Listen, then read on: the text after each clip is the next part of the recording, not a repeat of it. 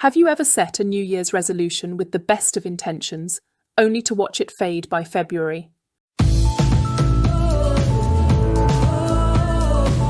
Studies show that 80% of people abandon their resolutions by the second month of the year. The truth? Our traditional approach to goal setting, making one big list in January, is fundamentally flawed. Here's a strategy that changed my life. Instead of one vision board for the entire year, I've learned to break down my year into 4 focused quarterly strategies. This method is why I just had one of my most productive years ever, and today I'm going to show you exactly how it works. Stick with me until the end, and you'll have the tools to turn your goals into reality, and maybe even the best year of your life. The problem with annual goals. We've all been there, right? Every January 1st, you sit down with a fresh sense of hope, writing out your list of goals. This year will be different, you tell yourself. I'm going to lose weight, get organised, travel more, and read 50 books. But the reality? By February, those big dreams start to feel distant, and life takes over. Unforeseen events, changing priorities, or even plain burnout can derail even the best laid plans. Here's the catch. We set ourselves up for failure because we try to predict and plan everything for an entire year. Life doesn't work like that. Things change. Our needs, priorities, and even moods shift. One vision board, static and set in stone, just can't keep up. Think about it. What motivated you in January might feel irrelevant by June. You might even find yourself abandoning your resolutions altogether. But it doesn't have to be this way. This is where quarterly strategies come in. But why set quarterly goals? The answer is simple: 90 days. Psychologists call this the fresh start effect. It's that feeling we get at the beginning of a new season, a new month, or a new quarter. Every 90 days gives you a natural reset. It's long enough to make substantial progress, but short enough to keep you engaged and motivated. When you plan for an entire year, you're making an assumption that everything will stay the same, but we know that life is anything but predictable. Instead of setting long-term goals that might feel distant, break your year down into quarters, allowing you to recalibrate every 90 days. Here's a little secret. Business executives and top companies do this all the time. Why? Because it works. They use quarterly cycles to reevaluate, adjust, and pivot as necessary. If it works for some of the world's most successful organizations, it can work for you too. So here's how I ensure I stay focused throughout each quarter. 1. I use the 2-minute rule. Sometimes big goals are daunting, and that's where the 2-minute rule comes in. Whenever you feel overwhelmed, break down your task into something small and achievable.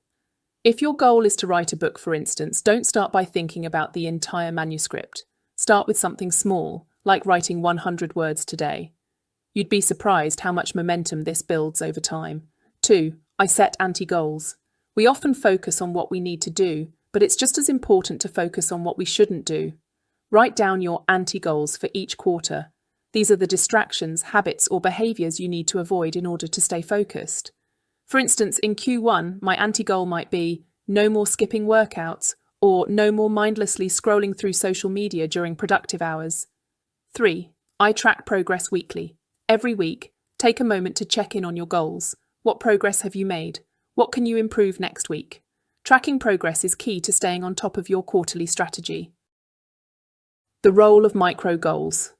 Big goals are motivating, but they can feel overwhelming at times.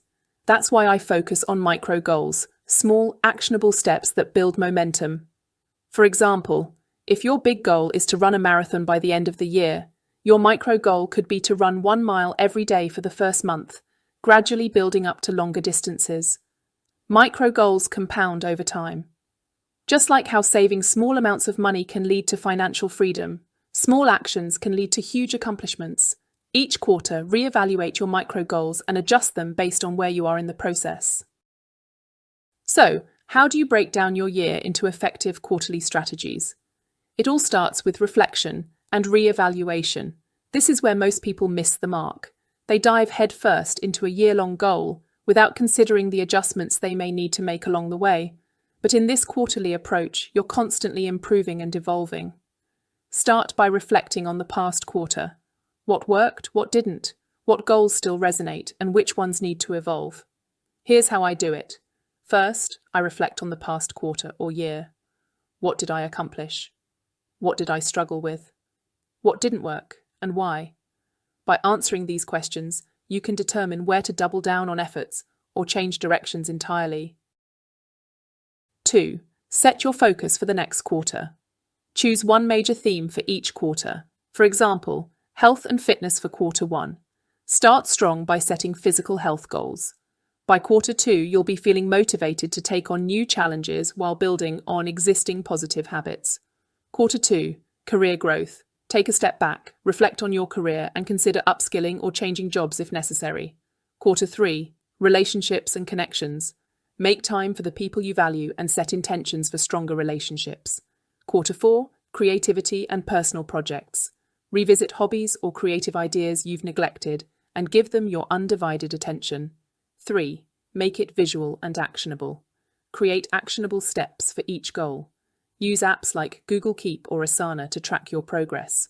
Don't just set a health goal and forget it. Break it down into smaller steps like join a gym this week or meal prep on Sundays. You can even give each of these sub-goals a deadline to keep yourself accountable. Stay accountable. Accountability is a game changer when it comes to goal setting. While personal discipline is important, having someone to hold you accountable can be the difference between success and failure. Here's how to stay accountable. Share your goals with a friend, mentor, or family member. Join online communities where people are working on similar goals. Share your progress and motivate each other. Use apps like Habitica or Coach Me to track your progress and stay accountable. Pro tip: make your accountability system fun. Turn it into a challenge or game with your friends to keep you motivated. Celebrate small wins. One thing most people overlook is the importance of celebrating small wins.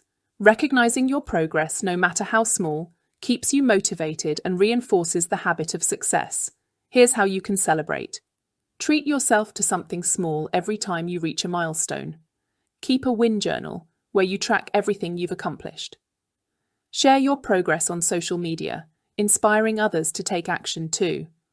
Celebrating your progress isn't just about feeling good, it's about reinforcing the habits that lead to success. Why most goal-setting strategies fail, and how to fix it.